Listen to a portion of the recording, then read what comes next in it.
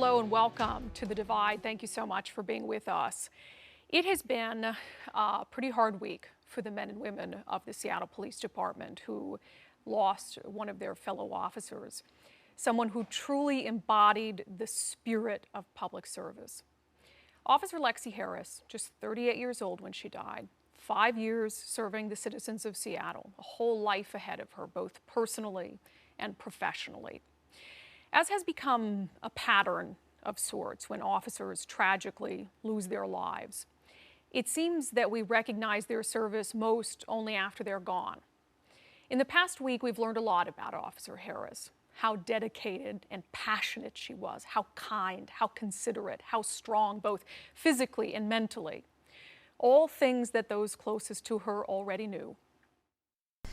You know, Lexi was a pretty amazing woman, a real shining star inside the Seattle Police Department. She loved what she did. She was very committed to officer wellness. And even though she only had 5 years in, she was very well respected inside the department for what she was trying to do to help her comrades and her fellow officers. She never shied away from helping others. Obviously, she walked right up to help the night that she was killed. It's a real loss, not only for her family and her friends, but for the community. She saw an awful lot of really amazing things in the community. She saved a lot of lives, but she was also a brilliant woman who had a wonderful family, and they want her to be remembered for the contributions that she made to the community, and that she represented what policing really is all about. And so we hope that people will think fondly and understand that her legacy is going to be here, because she made differences inside the Seattle Police Department, and they will hopefully be there for years to come. Yeah, it's Barbara Smith, a family friend. And in fact, she talked about the legacy. I just want to add quickly, we learned that just in the 5 short years that Officer Harris was with SPD, she was honored by former Police Chief Carmen Best for her help, for her work helping people in crisis, which we know is a big issue in the city of Seattle right now. As you know by now, Officer Harris was on her way home from a shift, middle of the night, when she stopped to help after seeing an accident on the side of I-5. After the story came out, I have a long commute on I-5 and I-90, and I was thinking a lot this week as I drove, all the times I've seen an accident on the side of the road. Just kept driving. I'd think to myself, oh, they've got this handled, help is on the way, or all the times I've seen someone changing their tire, or maybe out of gas on the interstate, and thought, well, they've got a cell phone, they can call someone, it's too dangerous for me to stop. I've thought that. I've done that many times. And that's because I, and I'm sure many of us, were just cut from a different cloth than Lexi Harris. She was doing exactly what she was meant to be doing. She died doing exactly what she wanted to be doing, helping people. In uniform or out of uniform, it didn't matter. The uniform didn't make her a good public servant. The badge didn't make her a good public servant, nor the gun. It was her character. It was her commitment, her compassion. It is said often in this city that the silent majority supports law enforcement. I have little doubt that the men and women of the SPD have questioned that sentiment over the past year or so, and it is hard to blame them.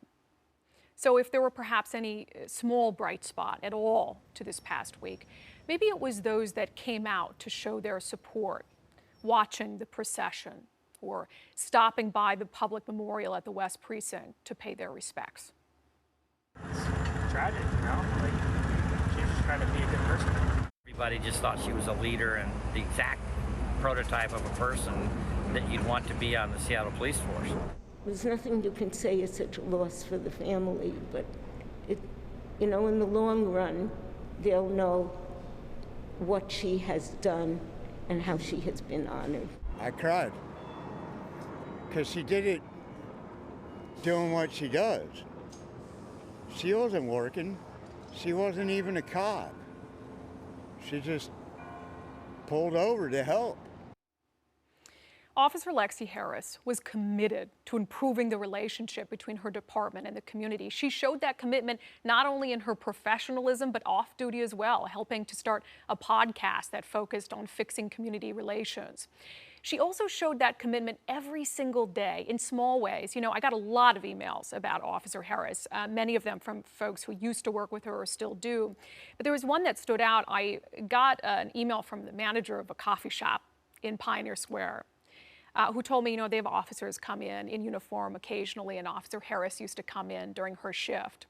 The manager of this coffee shop told me how sweet Officer Harris always was, how she always had a smile on her face and she'd joke around. "I'm going to miss our conversations," she said. It is those little interactions that matter more than we realize. There is no doubt that Seattle lost a fine officer and a good person, a model not only for our men and women in uniform, but for each of us. And we can honor her not only this week, but every day in our actions, in how we treat each other, in how we discuss and debate the future of policing in this country, by recognizing first and foremost that so many officers share Lexi's commitment to service. So many would put their lives on the line for us in ways many of us would never imagine doing for others. If you would like to help the family of Officer Lexi Harris continue her legacy of service, you can do so by making a donation to the Officer Lexi Harris Benevolent account. We've got the website there on your screen. You visit SeattlePoliceOfficers.com, a good way to give back to her legacy in the way that she gave back to all of us. We'll be right back. Before long, it's not long, everyone, the state is preparing to reopen at 100%. I mean, I know we say reopen fully. Obviously, there'll be some things still in place, but it'll feel a lot like normal. Governor Jay Inslee kind of hinting that it's possible even the state could reopen early. What we're aiming for is that 70% vaccination rate. But he had a press conference this past week, and he was asked, and I don't blame the reporter, I believe it was Austin Jenkins from TVW, I don't blame him for asking, are you sure there's not anything that could derail that reopening timeline? Do you see anything at this point that would jeopardize a full reopening on or before June 30th, especially in light of the delay we've now seen in England, I think a 30-day delay in their reopening? No, I just can't foresee not opening on June 30th. And the reason is we continuing to have a decline in numbers at this moment of infections and a decline of hospitalizations at this moment. And that has been consistent the last several weeks. So I can see no foreseeable event that would lead us not to open on June 30th, or again, earlier if we hit the 70% mark. But this comes with a caution that as these variants continue to increase in our state and the transmission rate increases, sometime in the future that may not be the case. We have to realize that remains a risk. So this is a moment for great celebration.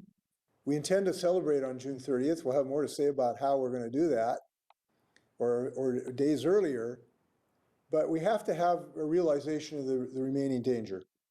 Yeah, so hopefully things stay the course. I have a feeling that this is not something the governor is going to change his mind on. And obviously, as we approach that June 30th date, businesses are really eager to open up fully as well. They have been through, I don't need to tell you this, they've been through a lot during the past year or so. And in many ways, look, their recovery is just starting, trying to recoup all the money that they lost.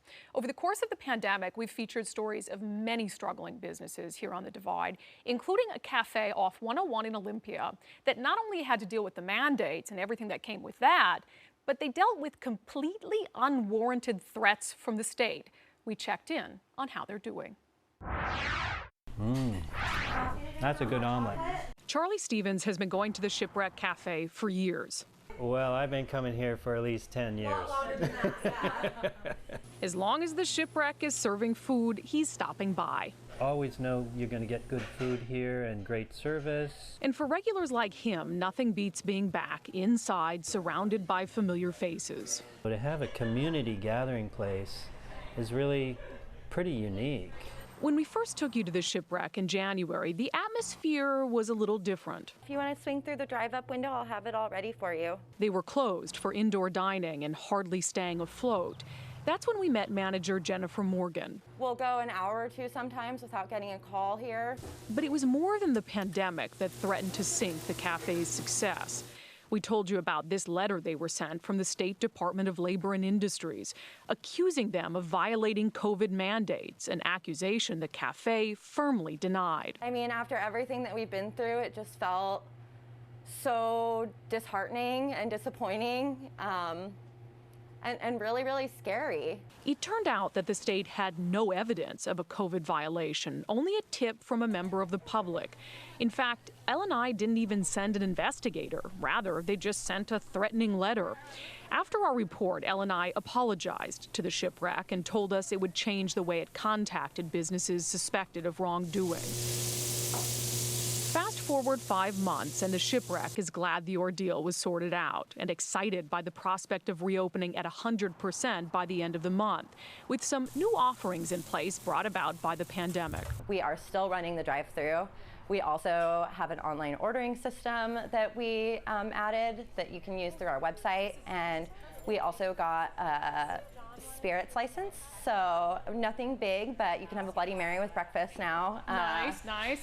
And so we're going to continue to do the things that worked for us during COVID and offer the things that our customers want, but we're looking forward to having some normalcy as far as being able to have a full section, maybe put a ketchup bottle back on the table, and the little things. Yeah, right? the little things that, and our staff is gonna, it's been a really, really hard year of not being able to offer the hours that they had before, and not being able to guarantee that next week they're gonna have any hours, and so it's gonna be really good to be open at full capacity and be able to give that normalcy back to them too.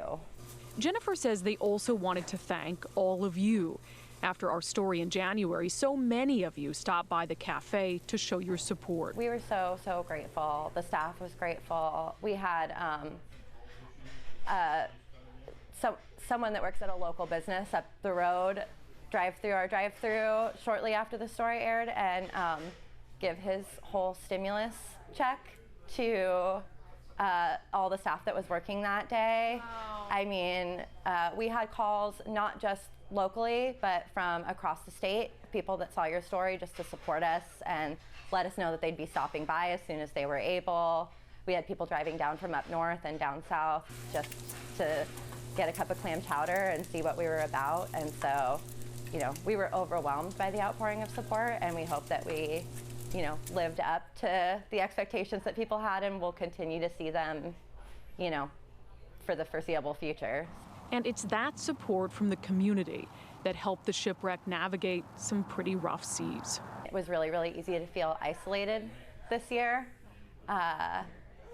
And our community really rallied around us, and being here and being able to have those little brief interactions even through the drive-through window made me feel like it would be okay, no matter what was going to come.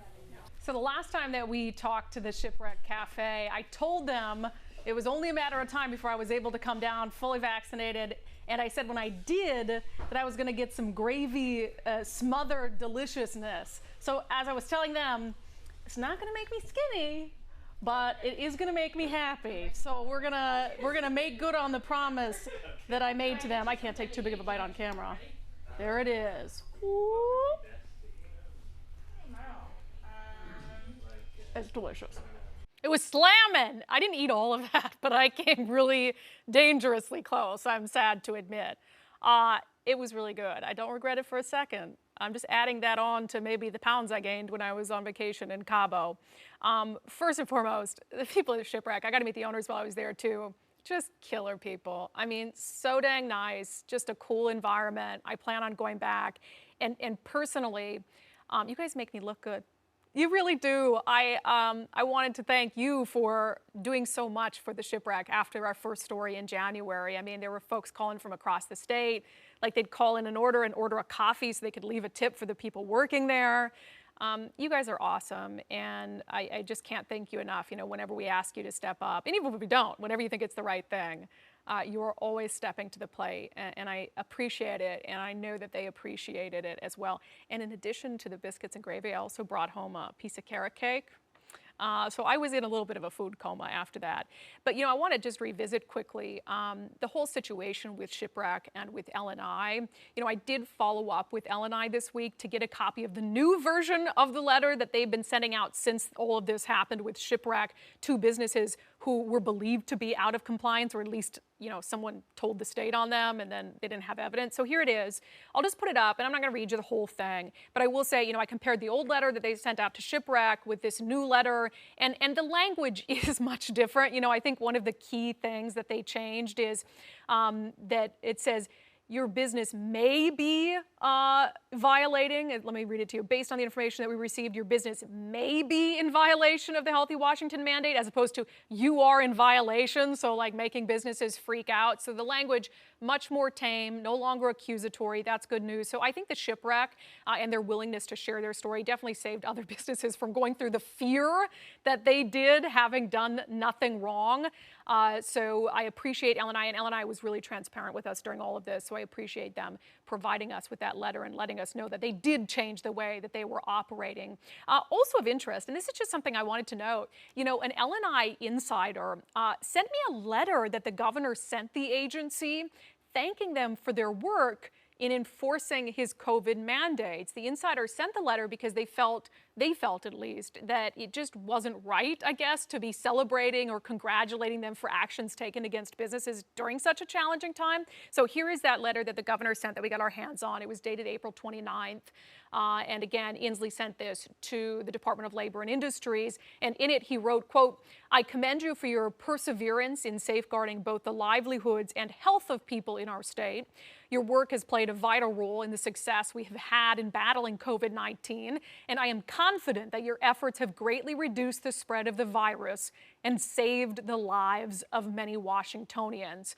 So, you know, feel how you want about the governor sort of congratulating them on their work, going after some of these businesses who were out of compliance, or maybe weren't, but were threatened anyway. I will say, though, I have more to say on the actions that were taken against businesses during the pandemic, especially since we are nearing the end of our lockdown. So coming up in my closing commentary, we're going to get into all of that. A gesture that I believe could get Governor Inslee back in the good graces of businesses impacted by his COVID mandate. Stick around.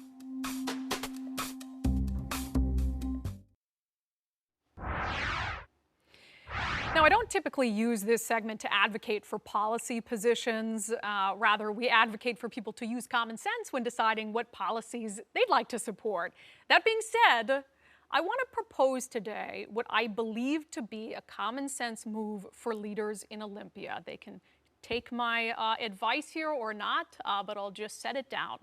So as we prepare to reopen our state by the end of the month, it will mark what has been an incredibly difficult time for businesses, and that is putting it mildly.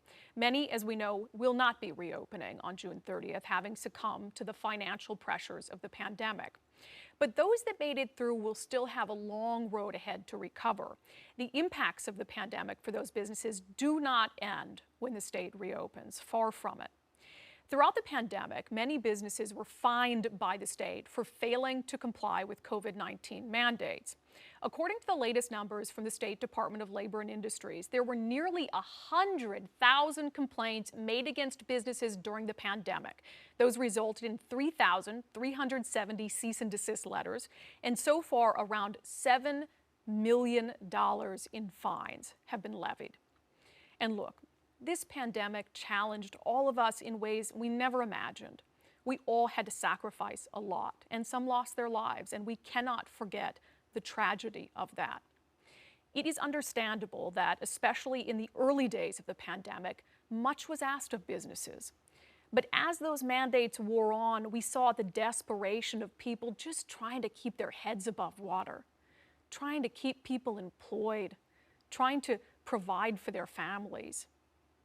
And yes, in an effort to do that, some broke the rules, and many paid a heavy price for that. In fact, it was that blunt instrument, the threat of hefty fines, that kept many businesses from operating outside the governor's orders. But I, for one, cannot and will not judge a small business owner who made a desperate decision in the midst of an unprecedented crisis. So, as we come out of this, elected leaders have a chance to help businesses get back on their feet, to forgive the fines that resulted from lack of compliance, to repay the fines that have already been paid, and to let businesses put all of this behind them. $7 million means almost nothing to the state, but it means everything to the business owners being asked to pay tens of thousands of dollars after a year where they already lost so much. So I would say to the governor, Mr. Governor, none of us handled this pandemic perfectly, but we did the best that we could.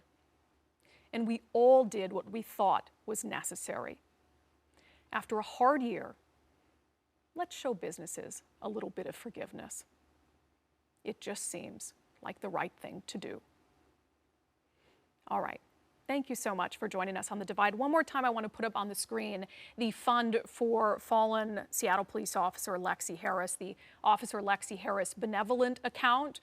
You see the website there that you can go to if you would like to contribute. All of the money goes to her family to be able to help continue her legacy of public service, seattlepoliceofficers.com. And if you feel so inclined, Monday through Friday, 6 a.m. to 6 p.m., the doors are open at the West Precinct, a public memorial, if you would like to show up in person to show your appreciation for her service and sacrifice. All right, again, thanks for joining us on The Divide. I'll see all of you tomorrow on Q13 News This Morning.